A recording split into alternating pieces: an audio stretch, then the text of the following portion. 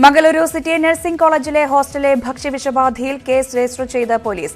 City nursing college മാനേജ്മെന്റിനെതിരെയാണ് Kadri police കേസെടുത്തത്. ഭക്ഷ്യവിഷബാധയിൽ ചികിത്സ തേടിയത് കോളേജ് ഹോസ്റ്റലിലെ 231-ലധികം വിദ്യാർത്ഥിനികൾ.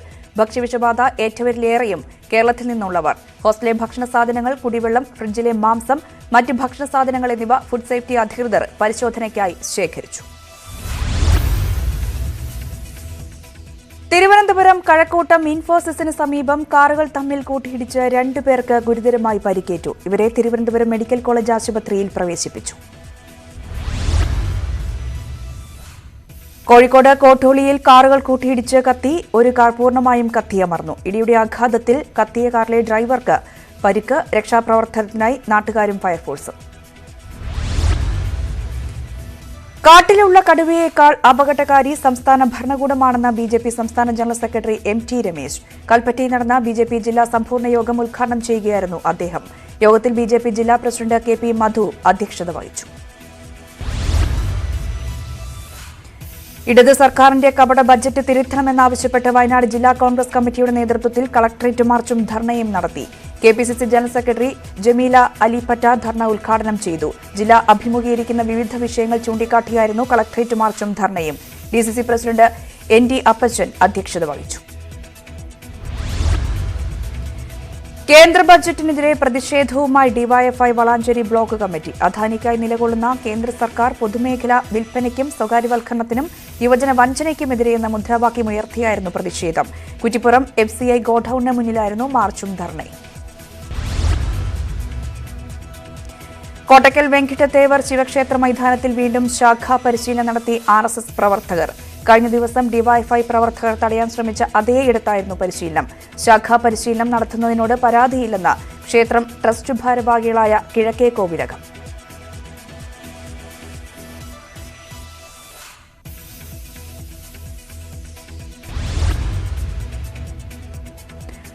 സംഘപരിവാറിനെയും പൊളിറ്റിക്കൽ ഇസ്ലാമിന്റെ വക്താക്കളെയും ഒരുമിച്ചെതിർക്കുമെന്ന SSF. ഭരണകൂടത്തെക്കുറിച്ചുള്ള വിമർശനങ്ങൾ രാജ്യത്തെക്കുറിച്ച് വെറുപ്പ് ഉത്പാദിപ്പിച്ചുകൊണ്ടുവരുന്നതെന്ന് SSF സംസ്ഥാന പ്രസിഡന്റ് ഫിർദൌസ് കടവത്തൂർ. നമ്മൾ ഇന്ത്യൻ ജനത എന്ന പ്രമേയത്തിൽ സംസ്ഥാന വ്യാപകമായി സദസ്സുകൾ സംഘടിപ്പിക്കും. സംസ്ഥാനത്തെ 7500 യൂണിറ്റുകളിൽ പീപ്പിൾസ് കോൺഫറൻസ് എന്ന പേരിലാവും സദസ്സുകൾ. മുസ്ലിം ലീഗ് മൊഗ്രാൽ പുത്തൂർ പഞ്ചായത്ത് കമ്മിറ്റിയുടെ ആഭിമുഖ്യത്തിൽ T. അബ്ദുള്ള അനുസ്മരണ പരിപാടി സംഘടിപ്പിച്ചു. അൻവർ ചേരങ്കൈ അധ്യക്ഷത വഹിച്ചു. മലപ്പുറം വളാഞ്ചേരി നഗരസഭയുടെ 2023-24 വാർഷിക പദ്ധതി രൂപീകരണത്തിന്റെ ഭാഗമായി വയോജന വാർഡ് സഭ സംഘടിപ്പിച്ചു. പരിപാടി നഗരസഭാ ചെയർമാൻ അഷ്റഫ് അമ്പലത്തിങ്ങൽ ഉദ്ഘാടനം ചെയ്തു. 80ഓളം പേർ പങ്കെടുത്ത വാർഡ് സഭാ യോഗത്തിൽ നിരവധി നിർദ്ദേശങ്ങൾ ചർച്ച ചെയ്തു. പദ്ധതി രൂപീകരണത്തിനായി നിർദ്ദേശങ്ങൾ വികസന സെമിനാറിൽ അവതരിപ്പിക്കുകയും ചെയ്തു. വാഗൺ ട്രാജഡിയുടെ സ്മരണ ഉണർത്തി കൂട്ടായ്മയായ തിരൂർ ടീം കോട്ട് ഫെസ്റ്റ് സാംസ്കാരിക ഘോഷയാത്ര സംഘടിപ്പിച്ചു. 300ഓളം കലാകാരന്മാരുടെയും 30ഓളം കലാരൂപങ്ങളും ഘോഷയാത്രയിൽ അണിനിരന്നു.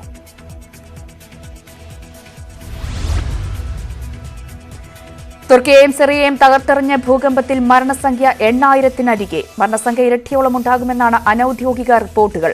ആയിരങ്ങൾ ഇപ്പോഴും മണ്ണിനടിയിൽ കുടുങ്ങിക്കിടക്കുകയാണ്. രക്ഷാപ്രവർത്തനം പുരോഗമിക്കുന്നു. തുർക്കിയിൽ അടിയന്തരാവസ്ഥ പ്രഖ്യാപിച്ച തുർക്കി പ്രസിഡന്റ് റജബ് തോയിബ് എർദോഗാൻ. 10 തെക്ക് കിഴക്കൻ പ്രവിശ്യകളിലാണ് 3 മാസത്തെ അടിയന്തരാവസ്ഥ. രക്ഷാപ്രവർത്തനം വേഗത്തിൽ നടന്നുവരികയാണെന്നും പ്രസിഡന്റ്. ഭൂകമ്പം നാശം വിതച്ച തുർക്കിയിലേക്കും സിറിയയിലേക്കും സഹായഹസ്തവുമായി UAE. 50 മില്യൺ ദിർഹം മൂല്യമുള്ള അടിയന്തര മാനുഷിക സഹായം ഇരു രാജ്യങ്ങളിലും എത്തിക്കും. UAE വൈസ് പ്രസിഡന്റും പ്രധാനമന്ത്രിയും ദുബായ് ഭരണാധികാരിയുമായ Sheikh Mohammed bin Rashid Al മക്തൂമാണ് സഹായം പ്രഖ്യാപിച്ചത്. UAE ദുരിതമനുഭവിക്കുന്ന സമൂഹത്തിന് ഒപ്പം നിൽക്കുമെന്നും സഹായം നൽകുന്നത് തുടരുമെന്നും ഷെയ്ഖ് മുഹമ്മദ്. സൗദിയിൽ ജോലി ചെയ്യുന്ന വിദേശികൾക്ക് കൂടുതൽ ബന്ധുക്കളെ സന്ദർശക വിസയിൽ കൊണ്ടുവരാൻ അവസരം. പുതുക്കിയ പട്ടിക വിദേശകാര്യ മന്ത്രാലയം വെബ്സൈറ്റിൽ പ്രസിദ്ധപ്പെടുത്തി. ഇനി മുതൽ മാതൃസഹോദരൻ, മാതൃസഹോദരി, പിതൃസഹോദരൻ, പൃഥുസഹോദരി, പിതാമഹൻ, മുത്തശ്ശി, പേരമക്കൾ, സഹോദരരുടെ മക്കൾ എന്നിവരെയും കൊണ്ടുവരാം. സ്വദേശീവൽക്കരണ നിബന്ധനകൾ പാലിക്കാത്ത കമ്പനികൾക്കെതിരെ കർശന നടപടിയുമായി UAE. ജൂലൈ മുതൽ പിഴ ഈടാക്കുമെന്ന് മാനവവിഭവശേഷി സ്വദേശീവൽക്കരണ മന്ത്രാലയം. ഒരു തൊഴിലാളിക്ക് 7,000 ദിർഹം പിഴ ഈടാക്കും. ദുബായിൽ all Kerala Gulf Malayali association സംഘടിപ്പിച്ച യുവജനോത്സവം സമാപിച്ചു. വിവിധ മത്സരങ്ങളിലായി 200ഓളം കുട്ടികൾ പങ്കെടുത്തു. ദുബായ് ദി അഖ്വില സ്കൂളിലായിരുന്നു യുവജനോത്സവ വേദി. Malarvadi Balasangham Jeddah south zone സംഘടിപ്പിക്കുന്ന ബാലോത്സവം 10-ന് നടക്കും. ഒരുമിക്കാം, ഒത്തുകളിക്കാം എന്ന സന്ദേശവുമായാണ് ബാലോത്സവം.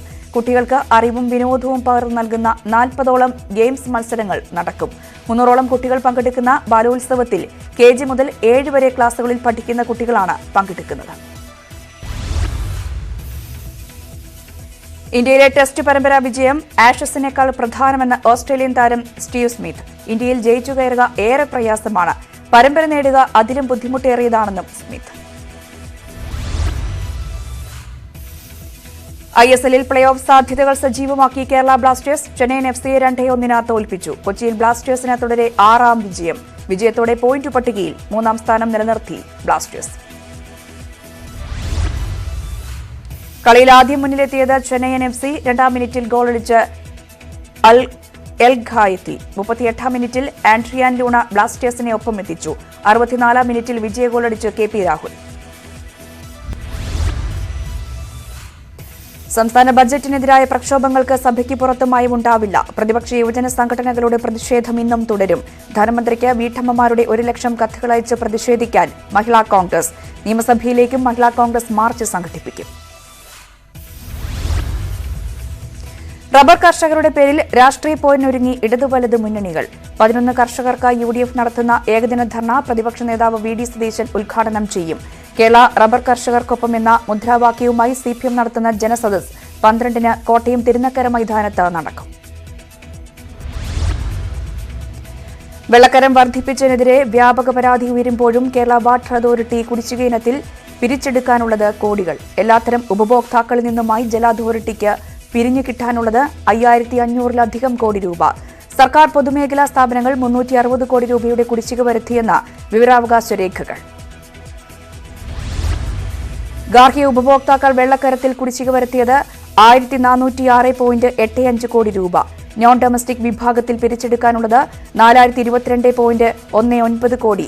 ഇൻഡസ്ട്രിയൽ വിഭാഗത്തിൽ 49.79 കോടിയും സ്പെഷ്യൽ കാറ്റഗറിയിൽ 75.63 കോടിയുമാണ് കുടിശ്ശിക. സർക്കാർ സ്ഥാപനങ്ങൾ 350.92ഉം പൊതുമേഖലാ സ്ഥാപനങ്ങൾ 11.97ഉം കോടി അടയ്ക്കണം. KCBയിൽ 1170.64 കോടി കുടിശ്ശിക വരുത്തി ജല അതോറിറ്റി. ഇടുക്കി ചിന്നക്കനാൽ ശാന്തൻപാറ പഞ്ചായത്തുകളെ പ്രശ്നക്കാരായ കാട്ടാനകളെ നിരീക്ഷിക്കാൻ വയനാട് ഇടുക്കി ദ്രുതകർമ്മ സേനകളുടെ സംയുക്ത പരിശോധന ഇന്ന്. ഡ്രോൺ ഉൾപ്പെടെയുള്ള സംവിധാനങ്ങൾ ഉപയോഗിച്ചാവും പരിശോധന. വനംവകുപ്പ് chief veterinary surgeon doctor Arun Zacharia ഇന്ന് ഇടുക്കിയിലെത്തും. മലിനജല പ്ലാന്റ് വിരുദ്ധ സമരം വീണ്ടും ശക്തമാക്കാൻ ഒരുങ്ങി ആവിക്കൽ തോട് കോതി സമരസമിതികൾ. തീരുമാനം നിർമ്മാണവുമായി മുന്നോട്ടു പോകുമെന്ന സർക്കാർ നിലപാടിനെ തുടർന്ന് ബലം പ്രയോഗിച്ച് പ്ലാന്റ് നിർമ്മാണവുമായി മുന്നോട്ടു പോയാൽ ബലം പ്രയോഗത്തിലൂടെ തന്നെ തടയുമെന്ന് ആവിക്കൽ തോട് സമരസമിതി. സമരം നടത്തുന്നത് തീവ്രവാദ സംഘടനകളിൽപ്പെട്ടവരാണെന്ന പ്രസ്താവന മന്ത്രി MP രാജേഷ് തിരുത്തണമെന്ന് ആവിക്കൽ തോട് സമരസമിതി. കോതിയിലെ മാലിന്യ പ്ലാന്റിന് അനുകൂലമായ ഹൈക്കോടതി ഉത്തരവ് ഡിവിഷൻ ബെഞ്ച് റദ്ദാക്കിയിട്ടും നിർമ്മാണവുമായി മുന്നോട്ടു പോകുമെന്ന നിലപാട് തിരുത്തണമെന്ന് കോതി STP വിരുദ്ധ സമരസമിതി. കലായിപ്പുഴ കയ്യേറി പ്ലാന്റ് നിർമ്മിക്കാൻ അനുവദിക്കരുതെന്നാവശ്യപ്പെട്ട് കോതി STP വിരുദ്ധ സമരസമിതി ഗ്രീൻ ട്രിബ്യൂണലിനെ സമീപിക്കും. മുൻ മുഖ്യമന്ത്രി ഉമ്മൻചാണ്ടി വിദഗ്ധ ചികിത്സയ്ക്കായി ഇന്ന് ബംഗളൂരുവിലേക്ക് മാറ്റിയേക്കും. നെയ്യാറ്റിൻകര നിംസ് ആശുപത്രിയിൽ ചികിത്സയിലുള്ള ഉമ്മൻചാണ്ടിയെ എയർ ആംബുലൻസിൽ ബംഗളൂരുവിലേക്ക് കൊണ്ടുപോകും.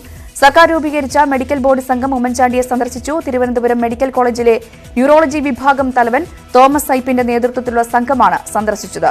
റിപ്പോർട്ട് ഉടൻ സർക്കാരിന് കൈമാറും. മംഗലാപുരം ബെൽത്തങ്കടിയിൽ ഭൂമിയും അനുബന്ധ ക്രഷറും സ്വന്തമാണെന്ന് കാണിക്കാൻ PV അൻവർ MLA വ്യാജരേഖ ചമച്ചതിന് തെളിവ്. വ്യാജമായി തയ്യാറാക്കിയത് K ഇബ്രാഹിം ഹർജിയിൽ നിന്നും ഭൂമിയും ക്രഷറും 2.5 കോടിക്ക് വാങ്ങിയതിന്റെ വിൽപ്പന കരാർ രേഖകൾ. നടുത്തൊടി സലീമിൽ നിന്നും 50 ലക്ഷം തട്ടിയത് ഈ രേഖകൾ കാണിച്ചു. കോഴിക്കോട് കൊടുവള്ളിയിൽ വൻ സ്വർണ്ണവേട്ട. കൊടുവള്ളിയിലെ ഒരു മെൽറ്റിംഗ് യൂണിറ്റിൽ നിന്നും പിടികൂടിയത് 7.2 കിലോ സ്വർണം. പിടിച്ചെടുത്ത സ്വർണത്തിന് ഏകദേശം 4.11 കോടി രൂപ വില വരും. പിടികൂടിയത് കൊച്ചിയിലെ DRI ഉദ്യോഗസ്ഥർ. പിടിച്ചെടുത്തത് കേരളത്തിലെ വിവിധ വിമാനത്താവളങ്ങൾ വഴി കോമ്പൗണ്ട് രൂപത്തിലാക്കി കടത്തുന്ന സ്വർണം. മെൽറ്റിംഗ് യൂണിറ്റ് സ്വർണം വേർതിരിച്ചെടുക്കുന്ന ഇടം. മലപ്പുറം സ്വദേശികളായ റഷീദ്, റഫീഖ്, കൊടുവള്ളി സ്വദേശികളായ ജേഫർ, മഹിമ ജ്വല്ലറി ഉടമ മുഹമ്മദ് എന്നിവർ അറസ്റ്റിൽ.